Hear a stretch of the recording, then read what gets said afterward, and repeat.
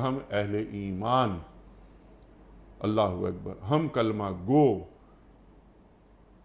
किस घर में कुरान करीम मौजूद नहीं, हमारा रवैया इस किताब के साथ क्या है।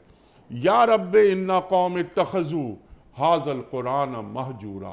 अल्लाह के रसूल सल्लल्लाहु अलैहि वसल्लम यौम हश्र अल्लाह ताला से फरमा रहे हैं, और या रब्बे, अल्लाहु अकबर, ए मेरे रब, मेरी कौम ने इस कुरान को छोड़ दिया था। हमारे रवैये क्या है?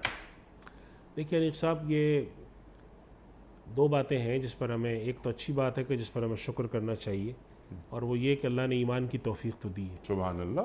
लेकिन जिस बात पर फ़िक्र करनी चाहिए वो ये कि जब हम ईमान, अल्लाह नेमत अता फरमाता है तो फिर हमसे सवाल भी बढ़ जाता है।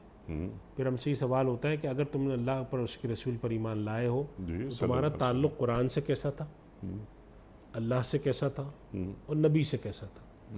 क्या इनके साथ तुमने वफ़ादारी की? अल्लाह ताला ने कुरान करीम में तसव्वुर दिया है कि एक आदमी जो है वो इंसान होने के नाते गलती करेगा, लेकिन तव्वाब का तसव्वुर भी दिया, लौट कर आना। गलती करी, इधर उधर गए, फिर लौट आए, ताल्लुक़ इधर ही जुड़ा रहा, जिक्र करते रहे, हलाल हराम के और नेक अमल पर चलने की, हलाल हराम के फ़र्क की कोशिश करते रहे।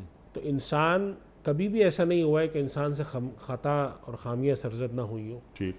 लेकिन अल्लाह सुब्हानहू व तआला जगह जगह कुरान करीम में मुख्तलिफ उसलूब व ताबीर में, एक जगह फरमा दिया कि कुरान करीम में अल्लाह सुब्हानहू व तआला फरमाते हैं कि वलैसा लिल इंसानि इल्ला मा सआ व अन्न सअयहु सौफ युरा। इंसान जो कोशिश करेगा उसकी कोशिश को हम देखेंगे।